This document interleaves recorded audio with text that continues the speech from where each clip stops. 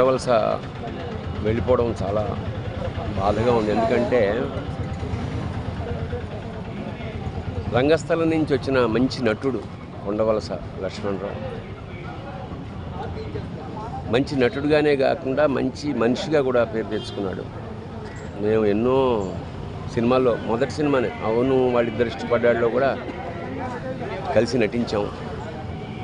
పాపం చాలా అల్ప సంతోష్. కారు కొన్నా కూడా అందరికి ఫోన్ చేసి చెప్తుండేవాడు. ఎందుకంటే అప్పటిదాకా ఉద్యోగం చేసి 50 పడిలో పడ్డాక ఇండస్ట్రీకి రావడం, ఆ తర్వాత తనదైన ఒక ముద్ర అయితే ఓకే అనే ముద్రతోటి చాలా సినిమాలు చేశారు.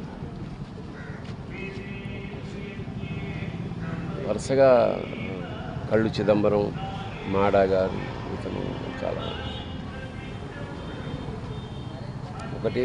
ఒకటి ఏజ్ ఫ్యాక్టర్ ఉంది, రెండోది అనారోగ్యం.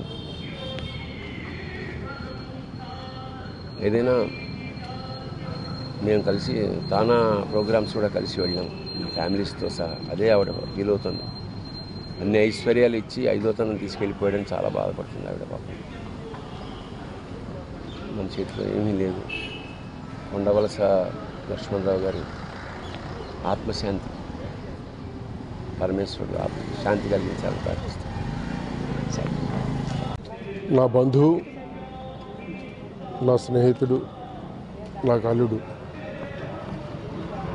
ఆయన కొండవలస దివంగతుడు అయ్యాడని చెప్పడానికి నా మనసు ఎందుకు అంగీకరించడం లేదు. మాకు సినిమా ఫీల్డ్కి రాకముందు కూడా చిన్న ఉంది, కలిసి నాటకాలు ఆడాం, కలిసి చాలా చోట్ల ప్రయాణాలు చేశాం. వాళ్ళ తమ్ముడు నాకు కొలీగ్గా బిహెచ్పిలో పనిచేశాడు. వాళ్ళ ఆవిడ నాకు కూతురు అవుతుంది. మేము నాటకాలు వేసినప్పుడు ఆయనలో ఉన్న గొప్పతనం ఏంటంటే ఆయన సర్వకళా సమన్వితుడు. మేకప్ చేయగలడు, పాడగలడు, మ్యూజిక్ ఇవ్వగలడు, నటించగలడు, రాయగలడు, డైరెక్ట్ చేయగలడు. ఇలాగా నటనకు సంబంధించి ఏ విషయాన్నైనా క్షుణ్ణంగా తన చేతి వేళ్ల మీద ఆడించాడు. యాక్చువల్గా ఆయన నాటకాల్లో క్యారెక్టర్ యాక్టర్గా చేయటం, విలన్ వేషాలు చేయడం చేశాడు. కానీ హాస్యనటుడిగా స్టేజ్ మీద కనబడలేదు. కానీ మనకి చిత్ర పరిశ్రమలో ఒక మంచి హాస్యనటుడిగా స్థిర స్థానాన్ని సంపాదించుకున్నాడు. ఆయన హాస్యం మనందరికీ ఒక అద్భుతమైనటువంటి రిలీఫ్. ఆయన డైలాగ్ డెలివరీ ఒక అద్భుతం, ఒక పెక్యులర్ డెలివరీ. అది ఏ ఆశకి సంబంధించినటువంటి డెలివరీ. అటువంటి నా అల్లుడు, నాకు స్నేహితుడు, నా బంధువు అయినటువంటి కొండవలస పోవటం జీర్ణించుకోలేని విషయం. అతని ఆత్మకి శాంతి కలగాలని, ఆ కుటుంబం ఈ విచారాన్ని దిగమింగుకొని మళ్ళా మామూలు స్థితి రావాలని ఆ భగవంతుని ప్రార్థిస్తున్నాను.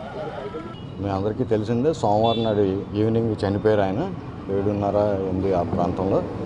ఆయన అంత్యక్రియలు ఇంకొక గంటలో ఇక్కడి నుంచి వాళ్ళ స్వగృహం నుంచి స్టార్ట్ అయ్యి వెళ్తుంది. అయితే కొండవలస లక్ష్మణరావు గారు చలనచిత్ర రంగంలో మంచి పేరు ప్రఖ్యాతులు సాధించారు. అలాగే మా ఫ్యామిలీకి కూడా ఆయన పెద్ద దిక్కు. మా ఇంట్లో కూడా పెద్దన్నయ్య లాంటి వాడు. సో ఆయన చనిపోవడం అన్నది మా కుటుంబ సభ్యులందరికీ చాలా బాధాకరమైన విషయం. అయితే ఆయన ఎప్పుడు కళల పట్ల దీని పట్ల ఎక్కువ మక్కువ చూపించి ఈ స్టేజ్కి వచ్చారు. ఆయన అభిరుచులు తగ్గట్టుగానే మేము కూడా ఆయన ఆశయాలని ముందుకి తీసుకెళ్తామని మీడియా ముందుకుండా నేను ప్రకటిస్తున్నాను. ఆయన ఆశయాలను అన్నీ ముందుకు తీసుకెళ్తాం తప్పకుండా. Thank you. నాటక రంగంలో అతను ముందు నుంచి అభిరుచి ఉండడం నుంచి చైల్డ్హుడ్ అంటే ఆల్మోస్ట్ ఇంటర్మీడియట్ ఆ స్టేజ్ నుంచే ఆయన కాన్సన్ట్రేట్ చేయడం, తర్వాత ఆయన ఆంధ్ర యూనివర్సిటీలో diploma in acting, diploma in direction చేయడం, అలాగే నేషనల్ స్కూల్ ఆఫ్ డ్రామాలో డిప్లొమా చేయడం. ఆయనకు ముందు నుంచి ఆ రంగం మీద అభిరుచి ఉంది. అయితే 2001లో అనూహ్యంగా ఆయన హైదరాబాద్ షిఫ్ట్ అవ్వాల్సిన పరిస్థితి వచ్చింది. ఆ షిఫ్ట్ అయిన తర్వాత ముందే ద్రాక్షారామం అనే ఊరిలో ఆయన ఒక నాటకం పర్ఫార్మెన్స్ చేస్తూ మన వంశీ గారు ప్రముఖ దర్శకులు ఆయన చూసి ఆ నాటకాన్ని చూసి ఈయనకి అవును వాళ్ళిద్దరూ ఇష్టపడ్డారు అన్న సినిమాలో మొట్టమొదటిగా అవకాశం కల్పించారు. ఆ అవును వాళ్ళిద్దరూ ఇష్టపడే సినిమాలో ఆయన అయితే ఓకే అని ఒక డైలాగ్ అది ఆంధ్ర ప్రేక్షకులను అందరినీ మనసులను తాకింది. ఇంకా అప్రతిహతంగా ఆయన 300 పైచిలకు సినిమాలు రమారమి యాక్ట్ చేయడం జరిగింది. సో ఆ విధంగా ఆయన సినిమా రంగం ప్రవేశం కూడా జరిగింది. 1-2 టీవీ సీరియల్స్లో కూడా ఆయన యాక్ట్ చేయడం జరిగింది. ఈ రోజున కొండవలస గారు మరణించడం చాలా విషాదకరం. ఎందుకంటే మీరు గత సంవత్సరంన్నర నుంచి తీసుకుంటే మొత్తం కామెడీ ఆర్టిస్టులు ద గ్రేట్ లెజెండ్స్ అనమాట. వీళ్ళు ఎవరు బాగానే వాళ్ళది. ఒక ఏవిఎస్ గారు తీసుకోండి, ఒక మల్లికార్జునరావు తీసుకోండి, ఒక ధర్మవరం సుబ్రహ్మణ్యం తీసుకోండి, సుత్తి బ్రదర్స్ తీసుకోండి, ఇలాగ అందరూ వెళ్ళిపోతున్నారు. ఈవేళ సినిమా ఇండస్ట్రీలో ఒక భయంకరమైన వ్యాక్యూమ్ క్రియేట్ అయ్యింది. ఒకప్పుడు సినిమా కథాపరంగానే హీరో మీద వెళ్ళేది. ఈ రోజుల్లో కామెడీ మెయిన్ అంశంగా పెట్టుకుని సినిమాలు తీసే రోజులు ఇవి. ఈ రోజున ఈ కామెడీ ఆర్టిస్టులు అందరూ కూడా వెళ్ళిపోవడం చాలా విషాదకరం. ఈ రోజున ఇది సినిమా ఇండస్ట్రీకే చాలా లాస్. ఈ రోజున సినిమాలు ఎలా తీయాలో అర్థం కాని పరిస్థితి. ఇంత గ్రేట్ కమెడియన్స్ అందరూ వెళ్ళిపోవడం చాలా బాధాకరం. అయినప్పటికీ ఈ సంవత్సరం స్టార్టింగ్లో జనవరిలో మేము సాయిబాబా మన ఫిలిం నగర్ టెంపుల్లో ఈ మరణాలు ఎక్కువవుతున్నాయి, సినిమా ఆర్టిస్టులకి ప్రత్యేకంగా నిర్మాతలకి జరుగుతున్నాయి కాబట్టి యాగం కూడా చేయటం జరిగింది. ఎంతో ఖర్చు పెట్టి 6 లక్షల రూపాయలు ఖర్చు పెట్టి ఆ రోజున మురళీమోహన్ గారి ఆధ్వర్యంలో యాగం కూడా చేయటం జరిగింది. సరే, అది ఒక మన నమ్మిక. ఈవేళ మళ్ళీ ఈయన పోవటం వల్ల ఈ వ్యాక్యూమ్ ఏదైతే ఉందో ఈ సినిమా ఈ వచ్చినటువంటి మహానటులందరూ కూడా మామూలు వాళ్ళు కాదు. వాళ్ళు నాటక అనుభవం ఉండి గొప్ప రచయితలు కమ ఆర్టిస్టులు అవటం వల్ల ఈ రోజున మన సినిమా ఇండస్ట్రీలో ఈ కామెడీకి కొరత లేకుండా పోయింది. బట్ ఈ రోజున వ్యాక్యూమ్ క్రియేట్ అయింది. ఈ వ్యాక్యూమ్ ఎవరు క్రియేట్ చేయలేరు. నాకు తెలుసుండి ఇంకొక 10-15 సంవత్సరాల వరకు ఈ వ్యాక్యూమ్ క్రియేట్ చేయటం ఎవరి వల్ల కాదు. ఎనీహౌ ఆయన మరణించారు కాబట్టి చాలా బాధతో ఆయన కుటుంబానికి ప్రగాఢమైన సానుభూతి తెలియజేసుకుంటూ అట్లాగే వారి ఆత్మశాంతించాలని కోరుకుంటున్నాను. Thank you. కొండవలస లక్ష్మణరావు గారు మా మహర్షి సినిమా పతాకంపై మేము నిర్మించిన అవును వాళ్ళిద్దరు ఇష్టపడ్డారు సినిమాతో తెలుగు సినిమా రంగప్రవేశం చేశారు. దాని తర్వాత ఇమీడియట్గా మళ్ళీ మేము మా బ్యానర్లోనే నిర్మించిన కబడ్డీతో స్టార్ కమెడియన్గా ఎదిగారు. ఆ రోజు నుంచి ఈ రోజు వరకు ఒక ఆర్టిస్ట్గా కానివ్వండి, ఒక వ్యక్తిగతంగా కానివ్వండి, లక్ష్మణరావు గారికి మా సంస్థతో కానీ మా కుటుంబంతో కానీ చాలా సన్నిహిత సంబంధాలు ఉన్నాయి. ఒక తండ్రిలాగా ఫీల్ అవుతుంటాను నేను ఆయన్ని. సో ఆయనకి షుగర్ బాగా హెవీగా ఉండేది, ఎప్పుడు జాగ్రత్తలు చెప్తుండేవాళ్ళం.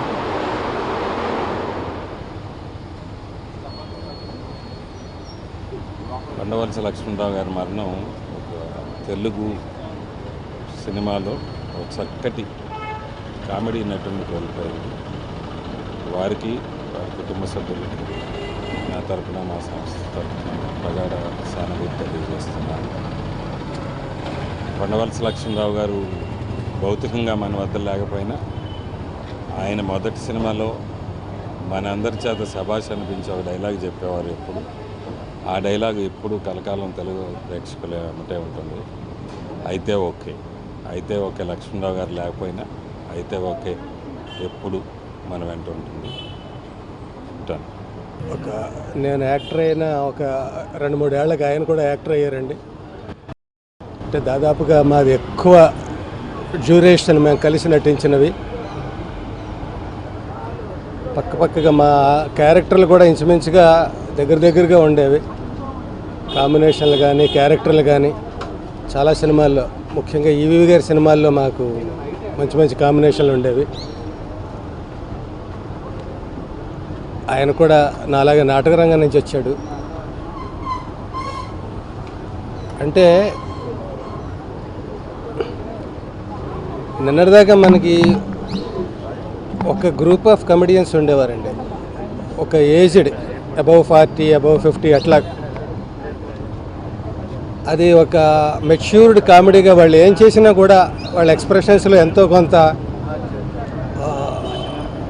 ఒక అనుభవం, ఒక జీవితాన్ని చూసిన ఒక పరిపక్వత ఇవన్నీ కనిపించేవి. వాళ్ళు ఏ క్యారెక్టర్ చేసినా కూడా ఒక నిండుగా గంభీరంగా, అలాగని ఇంకొకటి కాపీ కొట్టు ఏదో అట్లా కాకుండా ఎవడి బాండిని వాడు క్రియేట్ చేసుకొని అందుకనే అంతకాలం ఉండగలిగారు, అన్ని మంచి పాత్రలు చేయగలిగారండి.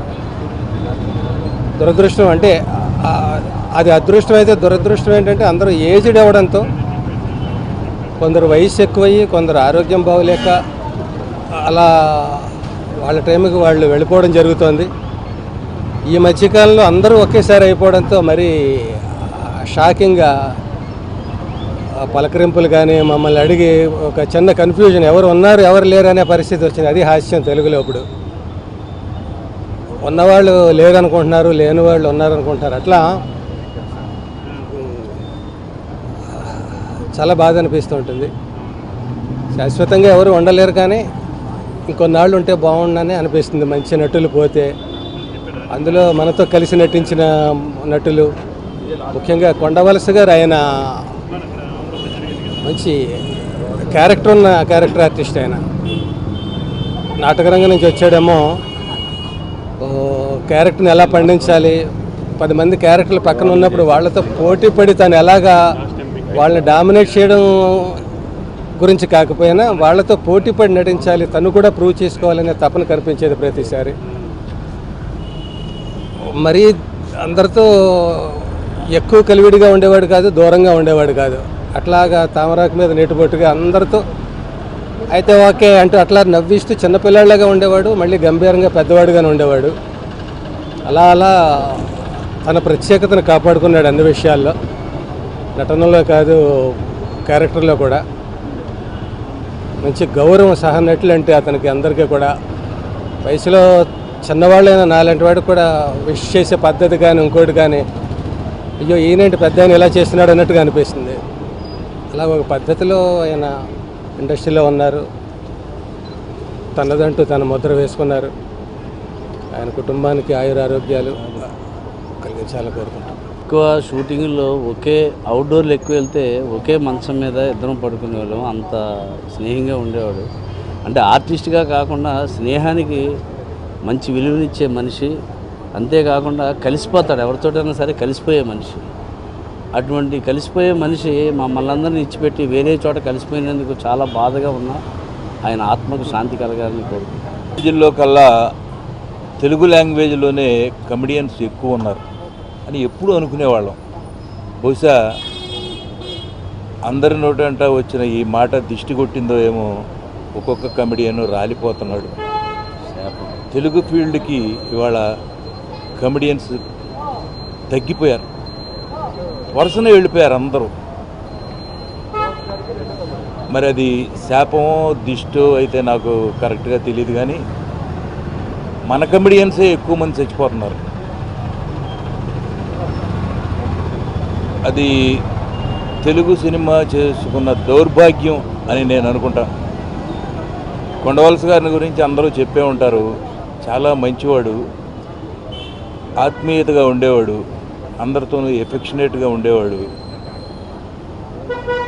పిల్లల్ని బాగా చదివించుకున్నాడు, కష్టపడి పైకొచ్చాడు, అందరితో పాటు మంచి ఆర్టిస్ట్ అనిపించుకున్నాడు. ఎప్పుడైనా జోకేస్తూ ఉండేవాళ్ళం ఆయన మీద, నువ్వు అయితే ఓకేతో బయటపడుతున్నావు, రేపు ఒకవేళ మరణం వస్తే అయితే ఓకే దానికి నేను ఎన్నకాడను అన్న మనిషి, అంత ధైర్యంగా ఉండేవాడు. అలాగే హ్యాపీగా వెళ్ళిపోయాడు.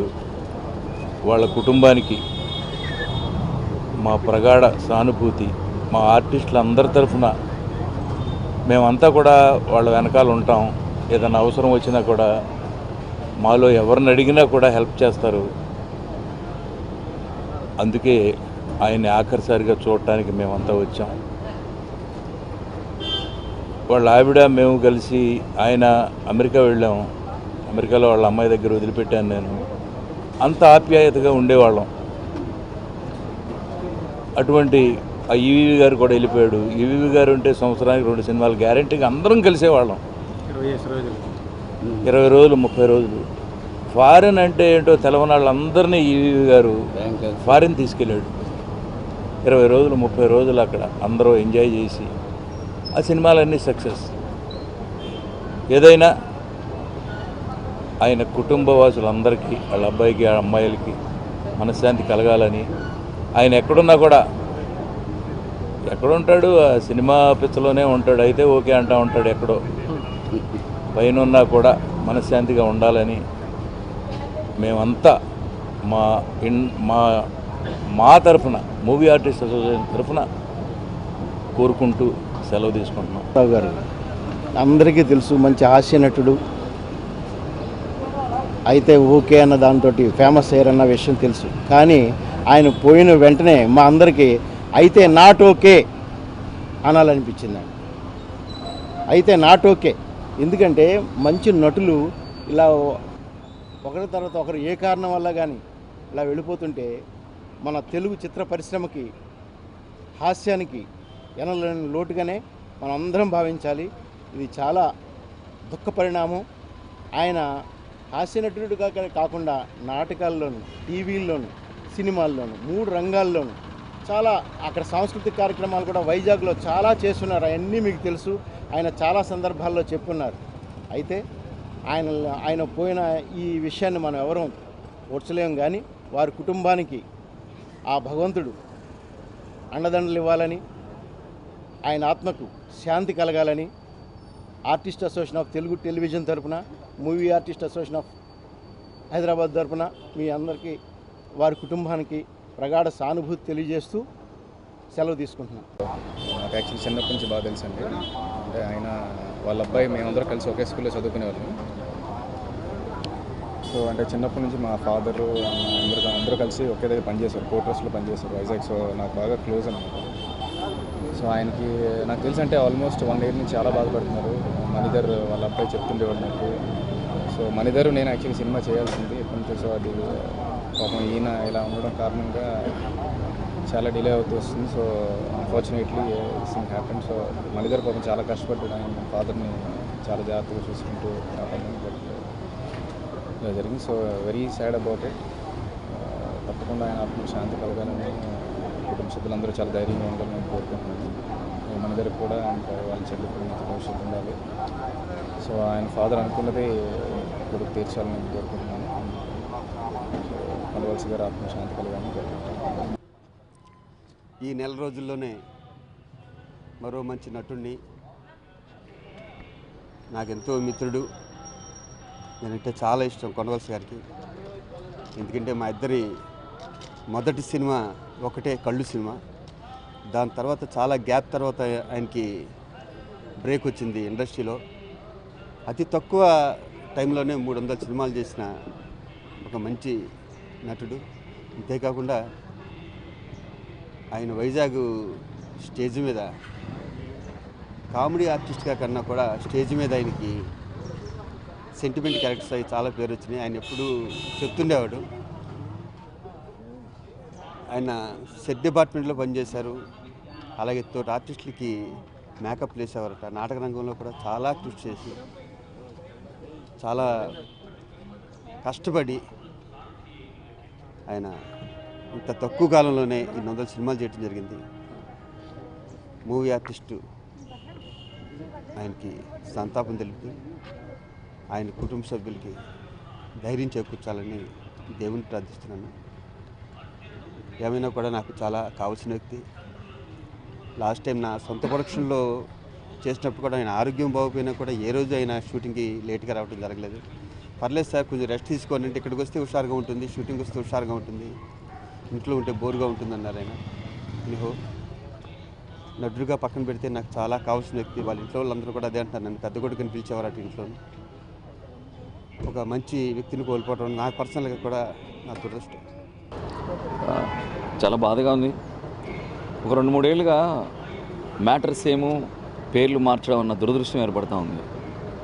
వరుసగా సడన్గా అది నిర్మానుష్యం అయిపోతున్నట్టు అనిపిస్తుంది.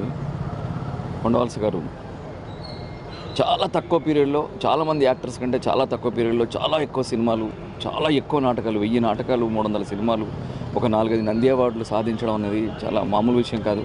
అందరితో కలిసిపోయి నన్ను బాగా ప్రేమగా పిలిచి అల్లుడు అల్లుడు అని పిలవడం, ఏదో ఒక సినిమాలో పిలవడంతో స్టార్ట్ అయ్యి అలాగే ఆల్మోస్ట్ మొన్నటి వరకు కూడా అల్లుడు అల్లుడు అని పిలిచిన వ్యక్తి. తర్వాత ఎన్నో కలిసి నాటకాలు కూడా చేసాం, తర్వాత కలిసి సినిమాలు చేసాం, కలిసి స్కిట్లు చేసాం స్టేజ్ మీద. చాలా సహజమైన నటుడు. చాలా బాధగా ఉంది. అదే కాదు, ఫస్ట్ అన్న వర్డే మ్యాటర్స్ ఏమో పేర్లు మార్చడం అనే దరిద్రమైన దురదృష్టకరమైన రోజులు వచ్చాయి. ఎందుకు ఇలా జరుగుతుందో కూడా తెలియట్లేదు. But we missed Kondavalasa uncle. I love him a lot. ఆయన ఆత్మకు శాంతి కలగాలని మనస్ఫూర్తిగా కోరుకుంటున్నాను.